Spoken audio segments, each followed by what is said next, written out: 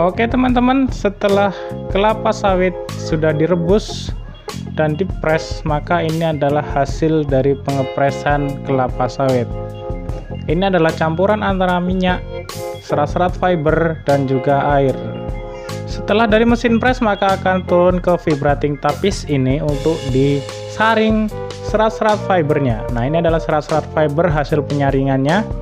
Kemudian akan dikirim ke conveyor. Kemudian untuk hasil minyak yang sudah disaring akan turun ke bawah. Nah, ini adalah hasil penyaringannya. Dia akan turun ke bawah. Nah, ini adalah mesin dari vibrating tapis. Terdapat dua saringan yang berfungsi untuk menyaring material-material padat yang terikut dalam cairan hasil pengepresan kelapa sawit. Setelah dia turun, akan menuju ke pipa header ini. Nah, dari pipa header ini dia akan dialirkan menuju ke COT.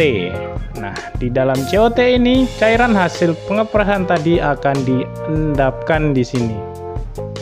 Yang diambil hanya bagian atas atau minyaknya. Di dalam tangki ini terdapat sekat-sekat yang tujuannya adalah untuk menahan material-material padat yang masih terikut. Langkah selanjutnya adalah membawa hasil cairan ini menuju ke CCT menggunakan pompa CO. Di sini memakai 4 pompa CO. Pompa ini akan memompa cairan tersebut menuju ke CCT. Sebelum itu dia akan menuju ke desander CO.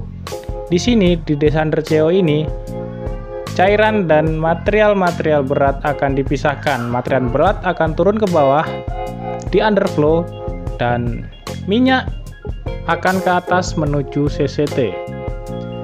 Jadi material-material padat berupa pasir yang terikut dalam cairan ini tidak masuk ikut ke dalam CCT.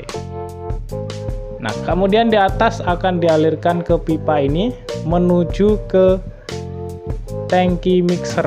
Nah, distributing tank di sini akan didistribusikan menuju ke CCT. Nah, ini adalah CCT. Di atas adalah minyak.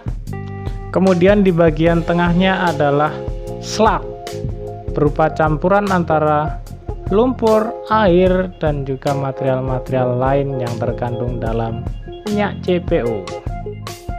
Ini adalah bagian atas. Bagian atasnya ini adalah minyak. Nah, ini adalah overflow-nya ya. Bagian atas adalah minyak. Kemudian yang di bagian bawah di sana itu adalah underflow-nya.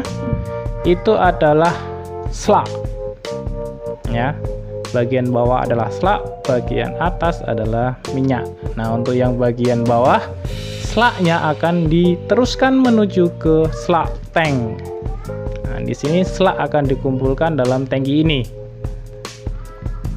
Ini adalah underflow dari CCT. Kemudian untuk overflow dari CCT berupa minyak akan dikumpulkan menuju oil tank.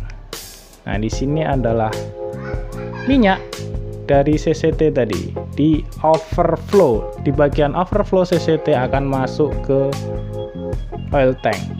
Kemudian slag akan diteruskan menuju ke decanter. Nah, mesin decanter ini adalah mesin pemisah material yang ada di dalam slag.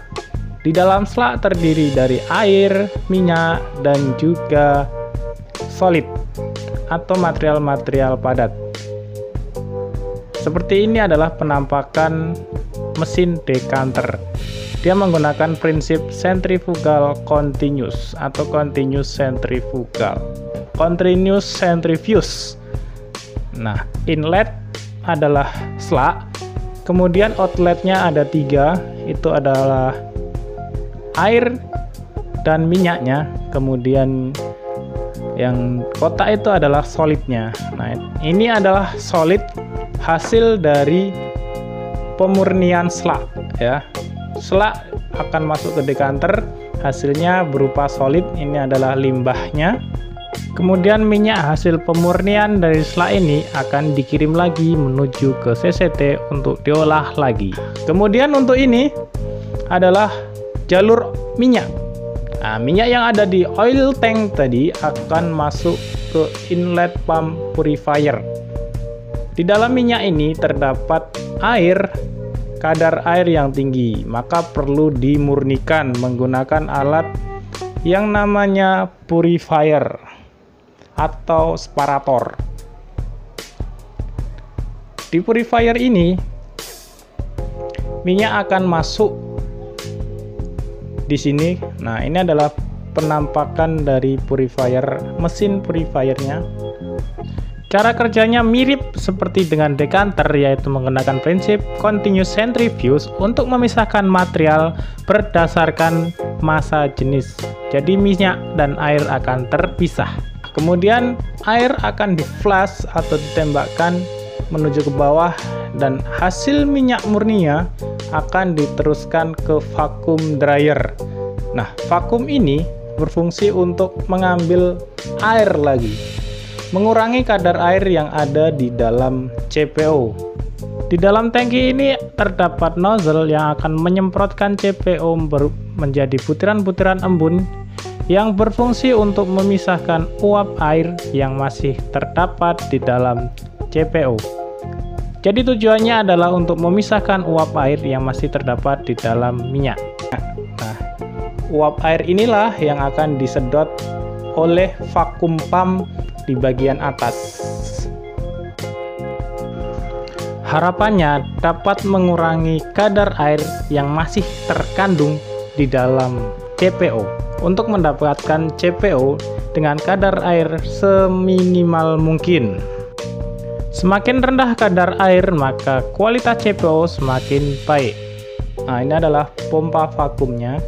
Kemudian hasil penyedotan akan masuk ke hot water tank. Nah, kemudian selanjutnya minyak hasil dari pengolahan yang sudah masuk ke purifier akan masuk ke dry oil pump. Di sini adalah minyak yang sudah dikeringkan atau sudah memiliki kadar air yang rendah.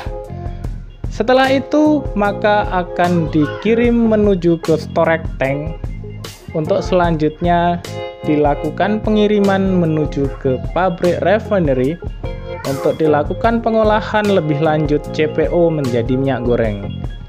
Nah, ini adalah area despak untuk pengisian CPO menuju ke mobil tangki.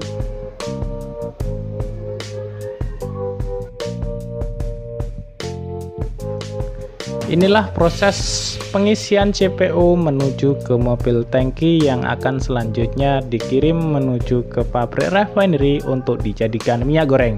Sampai jumpa di video part ketiga. Assalamualaikum warahmatullahi wabarakatuh.